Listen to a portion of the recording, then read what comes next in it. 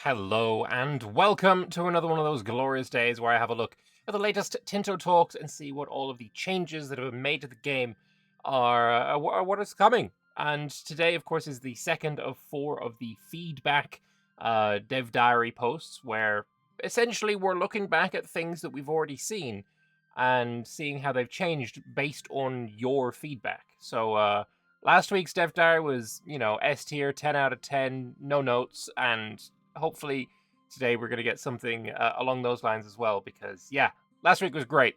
Let's see what we get this time. So welcome to another Tinto Talks, the Happy Wednesday, where we give information about the rather secret game with the codename Project Caesar, so you get feedback to improve the game before launch. As we mentioned last week, we're spending 4 weeks going through how the feedback together with internal testing have shaped the game in the last year. Today, it's time to talk about the changes that are related to the political side of the game. So to start with, we have estate power. Power of the Estates is one of the most important aspects of the core game loops of Project Caesar, so much so that we had to rearrange what we show in the top bar in the UI. So you can easily see each estate's current power and satisfaction without having to go to a special screen. Okay, that's really nice to see. I'm a little worried if I'm thinking about the EU4 top bar and how much I would want to add to that. I suppose with no mana, that's removing some need for some amount of top bar space. But then you want to add in your population. Then if you're adding in all of the estates, and sure, usually you're only going to have probably 4, right? You got your crown, you got your church, your nobility, and you got your burghers. But then, playing as potentially the Ottomans here, they've got the Dhimmi estate, and if you're playing, the commoners as well, so that's an extra one. Then you might have some tribes, you might have some Cossacks. So I feel like your top bar might get a little full if you're just putting all of them up there. Maybe you could have just the symbol and the number, and then you can hover over it for, a drop down and you get, more information that way. That could work. Okay. As part of the gameplay loop is about breaking the power of the estates and strengthening the central state as you shape a modern country. Basing the core power of the states to how many pops they had made a gameplay where urbanizing and developing your country would weaken the central government. Yeah, that seems pretty not great. Main change is that the amount of pops or a certain estate impact their power, but they but also impact the crown power with the same base value before any privileges or laws give power to the estate. Okay, so pops that's okay, right? So pops of, say, the nobility both impact the nobility and the crown. So if every single pop in your country is nobles, I know they're not, but just go with it, then you would have 50% crown power, 50% noble power from the estates. That works, actually. That works pretty nicely. Okay, and that's before privileges or laws give more power. That's fair. This makes the relative power distribution between the estates feel logical, but the weakening of the crown is due to privileges granted. This further ties in with advances, increasing crown power and increasing of absolutism in later ages. All right, that seems like a really good change. That seems like a really, really good change. Because, yeah, this doesn't really seem logical, but that seems like a very small change that is probably going to have quite a large amount of difference. So here, if we have a look at the Umara, which is the Ottoman version of the nobles, I think it's probably all of the Muslim countries. I'm not sure. But if we have a look at their power, they have 59.24% based on almost 24,000 nobles, giving 600. Then all of the various value. So we got aristocracy value, giving 25 land rights there, primacy and nobility, royal marriage rights, feudal mercenary contracts, communal lands, and then finally we've got the Shamir al Kaharafi. Sure, I pronounced that perfectly. So 59.24%. I mean, I guess it would be nice to see what the crown, because this is base number, then modifiers. What number is, the total, right? If we get this number and we do all of the maths to get the final percentage or the final base number, I guess, the final number, I would like to know that as well. So I did the maths, and please feel free to tell me if I got my maths wrong. Essentially taking the number and then, plus 25% is times 1.25, etc., etc., etc. Did the whole thing.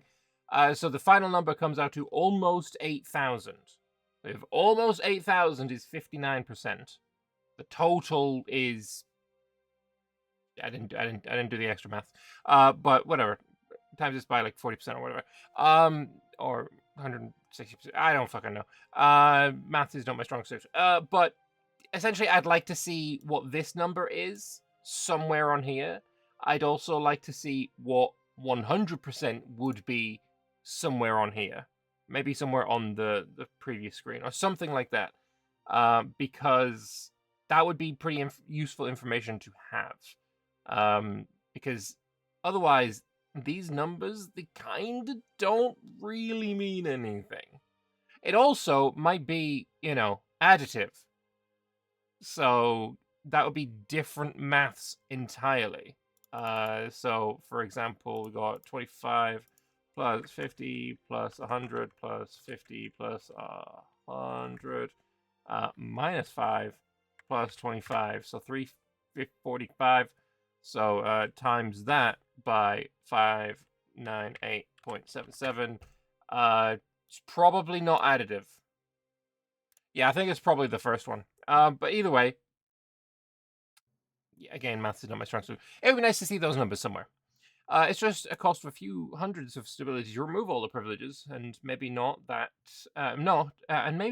give that noble with insane stats command over the army. Maybe go more plutocratic, then we can reduce the power below 30%. But the 0.17 military tactics is good. It's tough choices. Hopefully this here does not mean we're gonna get armies revolting like in Imperator. I'm pretty sure we've seen that doesn't happen, but maybe giving, nobles with insane command stats, blah blah blah, is a maybe that will also increase. Oh yeah, it does increase here. Shamir al Kahara Fafi gives plus 25. I didn't read the in command. So yeah, okay, putting characters in command of armies is gonna give more percentage as well. Okay, cool, good to know. As characters all have an estate they belong to, it's now added in that giving characters command of armies or navies or a place in the cabinet increases the power of the estate they belong to. 25% for armies, 25 for navies, and 25 for cabinet positions can be added. Okay. Connected to this, the direct family of the ruler is now always considered to be a part of the crown estate, so if you want to strengthen the crown, you may want to risk them commanding armies. I like this, that's cool. So, we have crown power here. I'm not going to do the maths again, screw that. So 15% is based on 7.1 million pops. High legitimacy helps, traditional distribution, and then there is the Crown Prince is in the cabinet giving plus 12.5%.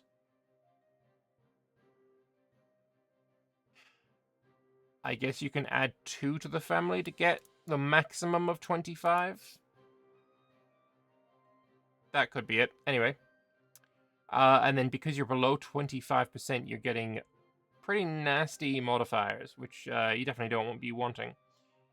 So, for the Parliament, the changes here. When it comes to the Parliament, we keep adding new agendas and issues for feedback and internal testing, but some important changes that come from you guys include the following. First of all, we added the Dutch-style Parliament with only nobles and burghers. Cool, I remember seeing a comment asking for that, which you currently have access to if you have the low Franconian culture. Also made it so if you keep giving out the unique privileges for the nobles in Poland, you'll end up in a situation where you need 100% of the support to pass anything in the Parliament, which is kind of wild, but I mean, I also remember seeing that as a comment as well. So it's great that this is feedback that I remember reading from actual people on the forums, and now it's just like, yeah, they're both in now. Just yep, there you go, buddy. We also added a building that was requested by the community, which is available through an advance in the Age of Discovery. We have the House of Parliament, giving extra crown power. Permanent Parliament, yes. It requires some fine cloth, some books, and some paper. Costs 500 to build. All right. No, that's perfect. Building to house a permanent parliament to keep it central and under better control. It could, in fact, be useful. Let's not blow it down on the 5th of November. Societal values and government reforms have also changed. While we were happy with how societal values were indirectly influenced by laws and privileges, they had the problem that eventually anything with a drift towards one direction would eventually get to the extreme. Now one could change this by lowering the amount it would drift, but it would make for rather dull gameplay, and eventually you get to the extremes anyway. So what we did instead was to make a soft cap of how far a value could drift at 100 times the current drift. So if you manage to stack up to 0.75 monthly towards naval, then you can get the values all the way to 75 naval before it stopped there. Okay, I really like that. So when I read this, I was like, oh, they're probably going to add an equilibrium point. No, this is an interesting. I mean, I guess it's somewhat. Could you call it an equilibrium? No, because there's nothing pulling it back. It is a cap. I think that's a cool way of doing it, because I do think just slowly drifting all the way to the extreme is kind of meh. Like I'm gonna get there real slowly, but I'm gonna get there eventually is not great. I like that. I think that's a really cool way of doing it. So if you drop to less than 0.75 naval, you still be at 75 because you'd not progress to the other side until you get all the way to at least 0.1% to land. Okay, so essentially what you could do then is, say you really like the as a traditional, right? Say you wanted traditional economy, right? But all of the really good privileges and stuff are for capital economy. What you could do is, or if there is very interesting capital economy privileges, get yourself to this soft cap, then put on one of the capital economy privileges that you really like, and it's not going to drag you back down because it's still, you're still at plus whatever. That's actually that could be a strategy. That could in fact be a strategy. I like it. All right. Added benefit if you've been able to shape your country how you want over a longer period of time. And even if you want to be a humanist country, you may not get further than a 65 on that slider, so you may not be willing to give up other aspects. Cool. I really like that. That's a really, really good change, in my opinion. So traditional economy is what they're at right now, giving buildings costing more, but you get more raw output, more pop cap, and more food production. That's kind of cool. Country with a capital economy is more focused on earning money, particularly from trade in urban locations, while one with a traditional economy is more oriented about living off what the land provides. Cool. While working on adding some content this year, they added some government reforms to every age. While doing so, they decided to tie some of them to societal values. So now about half of the government reforms that are available to every country require a specific societal value of at least 50 to be selectable. If you drop below that, you'd lose the reform. Some examples include religious tolerance requiring a country to be humanist, while bank ledges require the country to have a capital economy. Cool, I like that as well. That's an interesting thing to add in there. Again, just tailoring the country to how you want it, giving you pretty impactful choices to make. I think that's a great thing. Proximity and control. The gameplay loop is one of the most beloved by the playtesting. I definitely can see this. I can definitely see this because autonomy in E4, it's not great. But having proximity and control being the thing that you're working towards, building roads or improving your maritime presence or something to get this higher is way more involved than, oh, autonomy's going up. Click button, it's now reduced, but it increased unrest. Oh no, gotta do something, blah, blah. You see, it's boring. And, autonomy in E4 is boring. So, yeah, I very much like this. I'm glad that the playtesters are also liking it, because that probably tells me that it's probably going to be good. It's been tweaked a fair bit during the last year, so as to make it feel more natural. Proximity now traces along rivers. Yes! I thought that was already the case. Or it was going to be the case when the river code was done, something along those lines. But hey, it does that now. Fantastic. It's even easier to propagate proximity and market access downstream. Wait. So it doesn't work upstream? I would hope that this is just being used as a word for river rather than it literally being the flow of the river that affects things, because, like, take for example the Danube River, right? And take for example Austro-Hungarian Empire. That river was super useful. for, controlling the land. For trade, especially. And if that's flowing just downstream, you got more market access downstream. But but if you're in Buda, I guess Buda or Budapest, whatever, like you're gonna still be able to trade with Vienna. Should be upstream. So I hope it is not just downstream, right? It upstream as well. Distance, cost to capital, Goind. It's Goind downstream along the river. I really hope it also goes upstream because a boat could sail up a river. You can sail against the flow of the river. It's not the most difficult thing in the world. Yeah,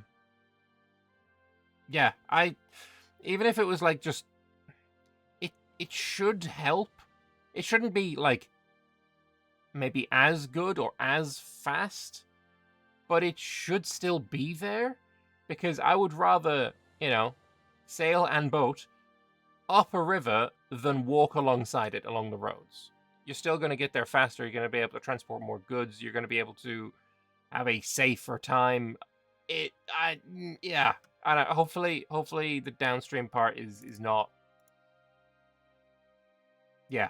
If any of you have more experience with, floaty boaty boys on rivers and have some insight into that, then feel free to leave that in the comment section below. That would be super interesting. Anyway, the buildings that act as proximity sources besides the capital, like the bailiff, has been made a bit more powerful, but also far more costly. Fair enough. They changed how roads are built, slowing them down by 50% as a default, and rugged terrain like mountains makes the road building far slower. Guess the rest of the team did not like my Nidaros-Oslo highway. It did look a little strange when he shared that, but, it's fun. They also tweaked how maritime presence works. Actually, no, this is really cool, because this will encourage you to take a less direct route for your roads that is more natural. Going around. I hope it's all, rugged terrain like mountains, so even hills. So you're encouraged to make your roads, go around hills and going through the flatland. Oh, that's cool. I like that. I like that a lot. They also tweaked how maritime presence works, with it adding a decay to the current value, so unless you invest in naval infrastructure and or a navy, your control propagation over the coastal sea zones is limited. Cool. Good. They improve the impact from some buildings, and navies now also increase maritime presence in every sea zone in the sea zone province they're currently in. Okay. There's also an objective you can assign to navies to patrol any area or province you want, move it around, increasing your maritime presence. So this feels like the new protect trade. This feels like what you are going to be wanting to do with your navy, because it did feel a bit strange. Like if we're not getting protect trade as a naval mission like we have in EU4, and maritime presence was the thing that you were using it for, it did feel like when reading the dev diary from all the way back in forever ago, the 6th Tinto talks back on the 3rd of April, so almost a year ago, it did feel in that dev diary like your main use of your navy when not at war was to have it stationary outside of your provinces, which just felt a little strange. But having them actually patrol, that seems like a much more viable and interesting situation. So a Neapolitan presence in the Gulf of Napoli, it's currently going down, but the navy is not moving. It's only a single galley. It's not providing much. Okay. Yeah, no, this is definitely a good change, and also a change to just how interesting the world is when you're playing it, for sure. Next week, they're going to be talking about diplomacy and military changes. I am very excited to look at that. Military changes that I would want to see. I think probably the addition of a back row. I'm still thinking that that's a good thing. The ability to turn off in the game options, match to the sound of the guns, as an advanced people can pick. Multiplayer is gonna be improved a lot by that not being a thing. That's the one where you can just ignore zone of control. I think that's heinous. Don't like it at all. So the ability to turn that off in game options would be great. But yeah, I'm looking forward to seeing what we get next week. It's gonna be hopefully super freaking cool. So what do I think of this dev diary? Look, the last week's one was S tier, 10 out of 10, no notes. This one, there is not as much that is standout. Oh my god, tentpole, feature, change, amazing, crazy. But there's nothing in here that I'm like, no, bad change. Like, all of these changes are great, and the fact that they're coming off the back of listening to your feedback is fantastic. I think they're doing a really, really good job, and these are the posts that are proving just how valuable these Tinto talks actually are. So yeah, I have no issue with anything other than maybe this this word downstream. Yeah, but we'll see how that shakes out. But anyway, thank you very much for watching. Here, back to this lovely artwork of, unfortunately, the British ship being blown up by pirates. Is rude, don't like it. But anyway, thank you all very much for watching. I hope you guys enjoyed this Tinto Talks. I will be back with you on Friday to have a look at the flavor for... You know what? I've forgotten, so I'm going to look it up. Friday flavor is going to be what? Easiest way to find that is... Where's the flavors? There they are. After Scotland, was it like Bavaria? I feel like it might have been Bavaria. Let me just look. Hold up. Hold. Wait a second. There's a lot of scrolling in these ones. Ethiopia. My apologies. Next week. This Friday coming up, we're gonna be looking at Ethiopia. So stay tuned for that. Subscribe if you don't want to miss it, and I will see you on Friday. Toodaloo. Bye bye.